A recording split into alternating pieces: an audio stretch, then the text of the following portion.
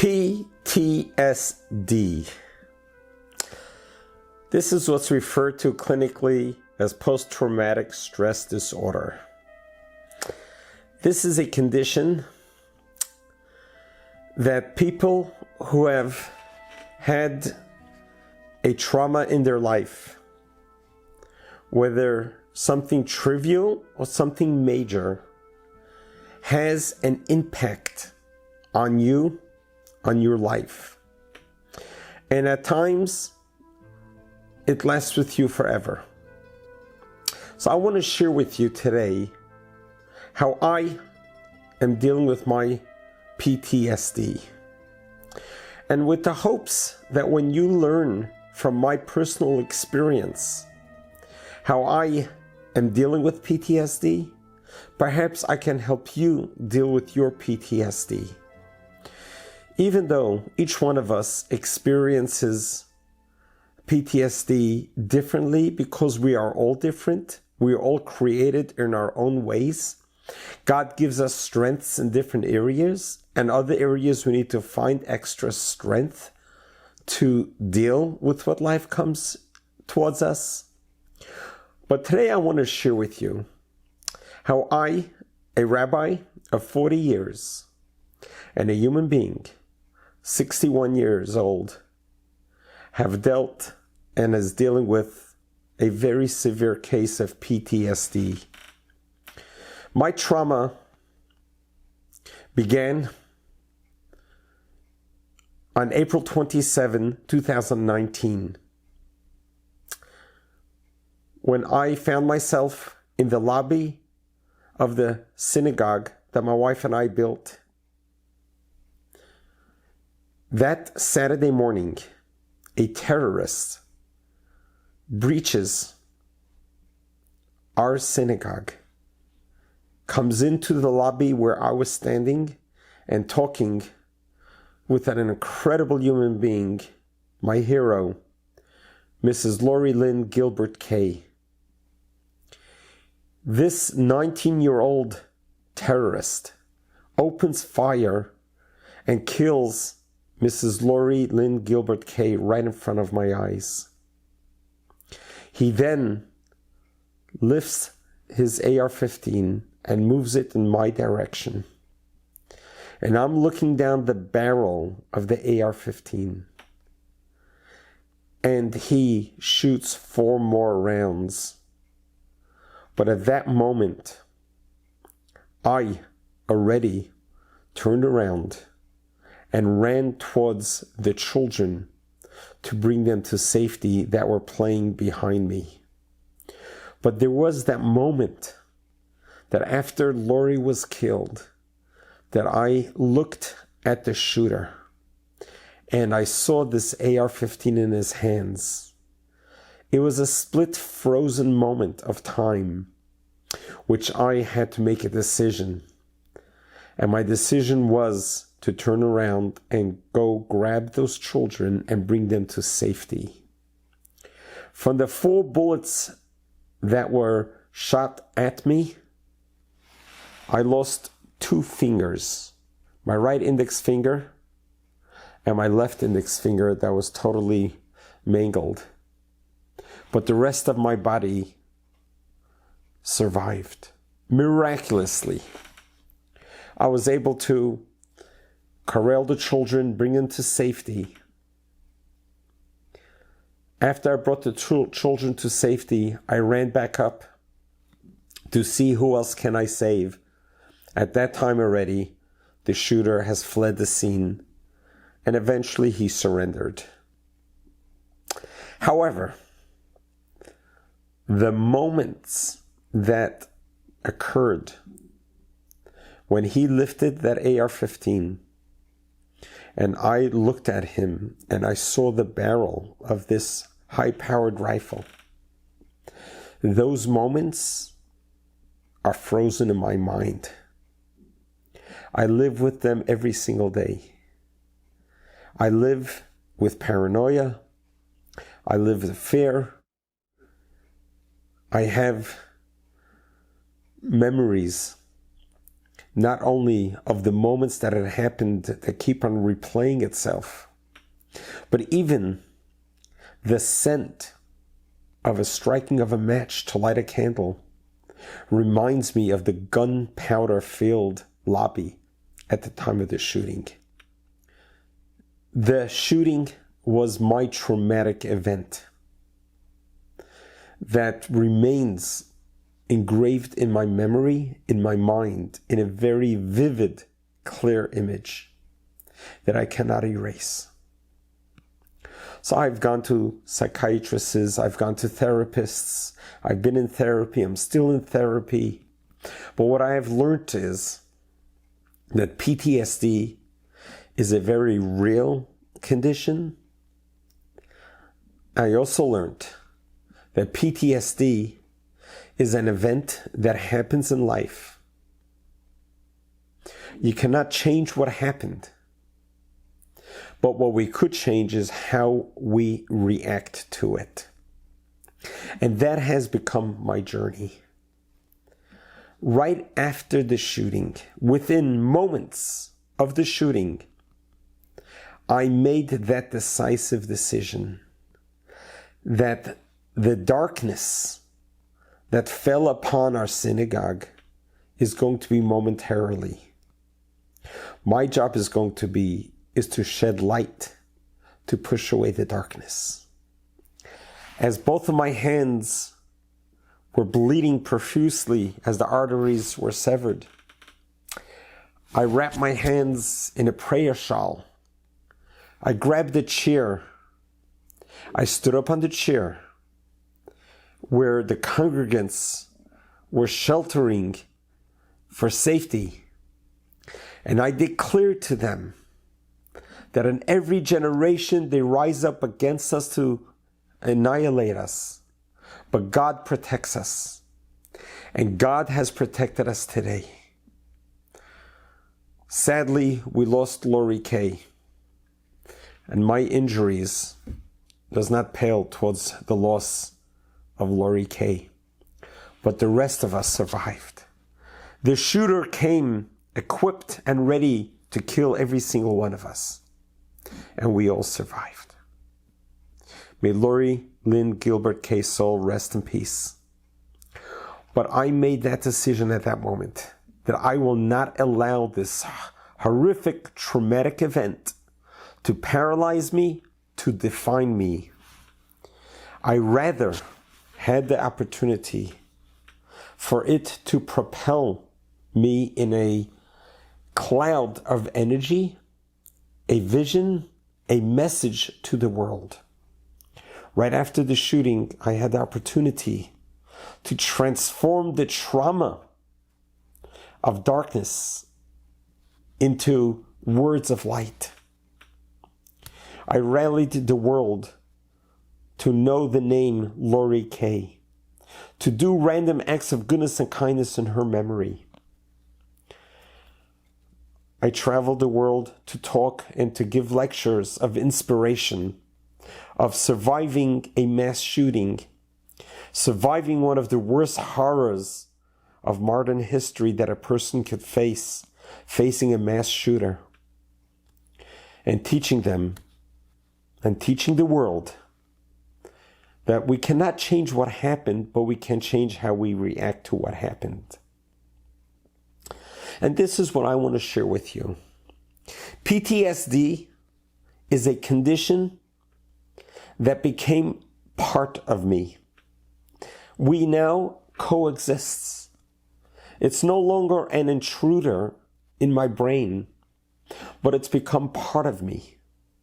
Yes, when I go to sleep at night, almost every night, as I close my eyes, I still see the shooter. I still hear the sounds. I still get startled by loud noises, and I'm still have the paranoia hovering over me. However, it is no longer a stranger in my home, but it's a guest that I am learning how to take care of, how to coexist. So the question is, how do we get there?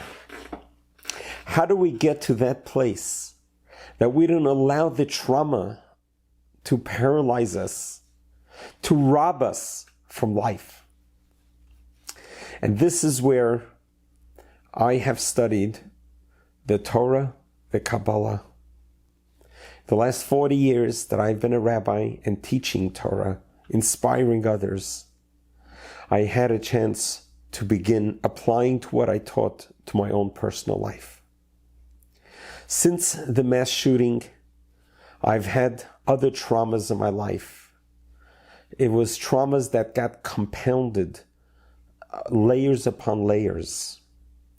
And I got to realize, like God told King David in the book of Psalms, he told him these words, Loi omut ki echya va'asaper ma'aseka. I did not die, King David says, so that I could be able to talk about the greatness of God. The fact that I survived this mass shooting by a fraction of a millimeter, any direction, that bullet would have killed me, maimed me, paralyzed me, blinded me. With the fraction of a millimeter, the way the bullet, those 4 bullets came flying towards me, nothing short of a miracle that I survived. And I'm grateful every single waking moment to be alive. But it has also taught me how to appreciate life and how to realize that everything that happens in our life is part of the plan. The good, the bad, the ugly. It is all part of our journey. When we embrace our journey and we rise above it by taking the traumatic experience and instead of paralyzing us, find a way to channel it to energize you. The sadness doesn't go away. The hurt and pain doesn't go away. I live every day, all day, with pain, physical pain, phantom pain, and mental anguish from this experience. But with the help of Torah, with the help of God and my therapists, I have learned how to be able to coexist.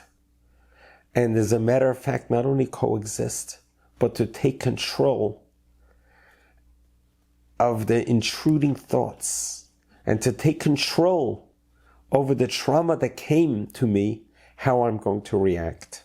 It reminds me of a story of the very first Hasidic Rebbe. His name was Rabbi Yisroel, the Baal Shem Tov.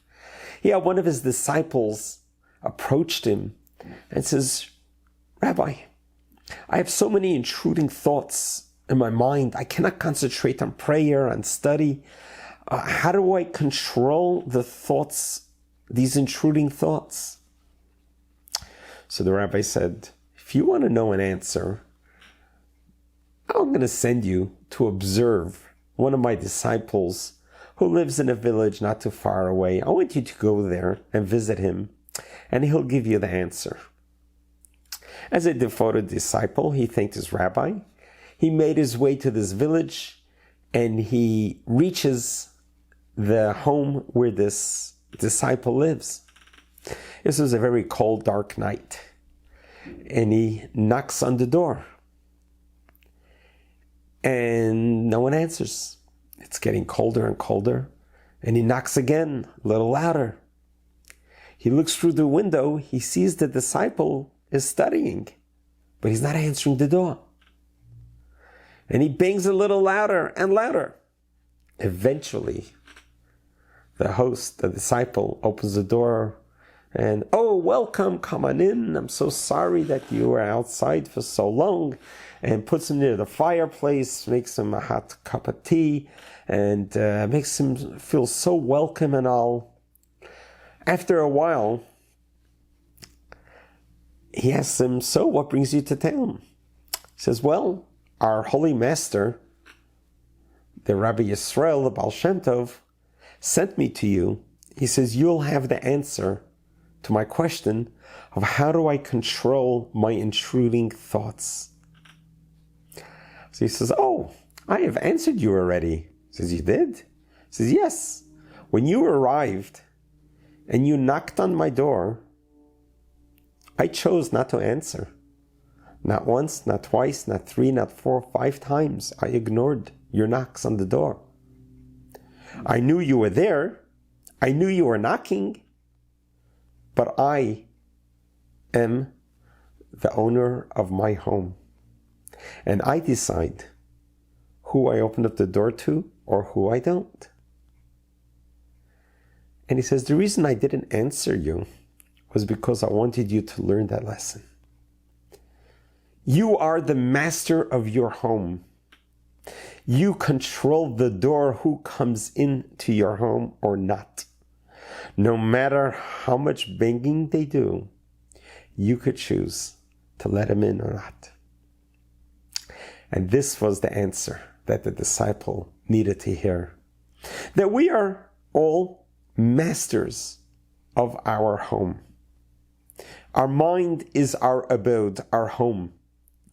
We do have the power to let in intruding thoughts or to keep them out. That is the power that God has given each one of us, the ability to control thoughts that comes into our mind. So how do you actually do that? How do you do when a thought is banging and banging and banging? How do you not let it in? So when I was 17 years old, I was a student in Paris, in a small yeshiva in an enclave in the outskirts of France, where a group of rabbis, refugees from Russia on the way to Israel, America, decided to settle in Paris and replicate a schooling experience the way it was back in Russia. And so I spent 3 years there. It was quite the experience for an American boy brought up in Brooklyn, New York, to live in a village in the outskirts of France with a group of rabbis who just got out of Russia, who continue to live under, as if they're living in their village. But during my studies there, I was about 17 years old. I penned a letter to the world Jewish leader, Rabbi Schneerson, and I asked him in my letter for a blessing to help me control my thoughts so I could concentrate on my studies and prayers. The intruding thoughts is overwhelming. And surprisingly, with the world Jewish leader who's dealing with Israel and with hundreds of thousands, millions of Jews all over the world, I would never thought that he would write me a personal letter, which he did. He wrote me a personal letter, and he addressed the issue of intruding thoughts. And little did I know that some 45 years later, I'm going to be needing that letter. What he wrote in that letter is that when the intruding thought comes to your mind, don't challenge it. Don't fight with it.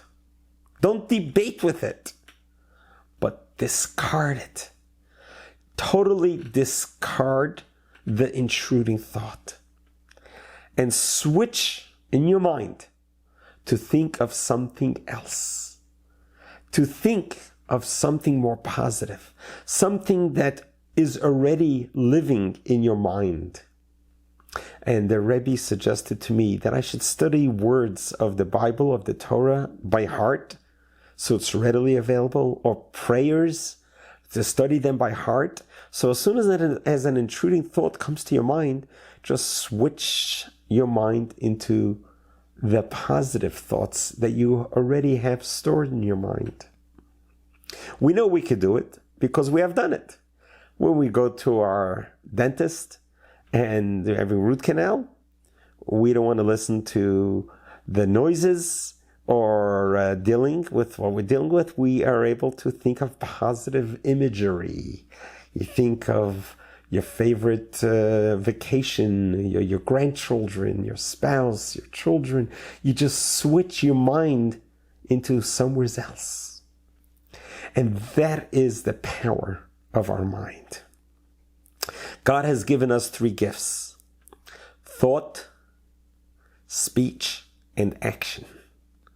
These are three garments that allows us to function in this world. But it all starts with the thought process. When we're able to have a healthy thinking, then our speech can actuate what we're thinking, and then it brings us into our action. And that is, my dear friends, how I deal with my own PTSD. It's been already 1,200 days since the shooting, since those traumatic moments in my life that has changed my life forever. I live with it every day. And I do have intruding thoughts banging my doors down. And sometimes they actually get in, but I'm able to push them out right away. And this is remedied by studying powerful words of Torah, of the Bible, of prayer, learning them by heart. Practice, repeat certain prayers again and again and again. And then as soon as an intruding thought comes, switch, just like a remote control, just switch the channel. And the more you practice it, the more you'll be able to deal with it. But I want you to understand also, King David writes in the book of Psalms, God decides man's footsteps. Everything that happens to us in life happens for a purpose and a reason. And when we suffered what we suffered, the trauma we suffered, God is fully aware of it. He's not only fully aware of it, God orchestrated it so that we can recover from it as well. There's nothing that God does to hurt us. At the moment, it's hurting us terribly. But we have such faith in God that we know that all of our life's experiences that we experienced is eventually going to be towards our benefit. The trauma that you and I survived is painful. How painful it is, we can consider it as something that could bury us or something that could lift us up.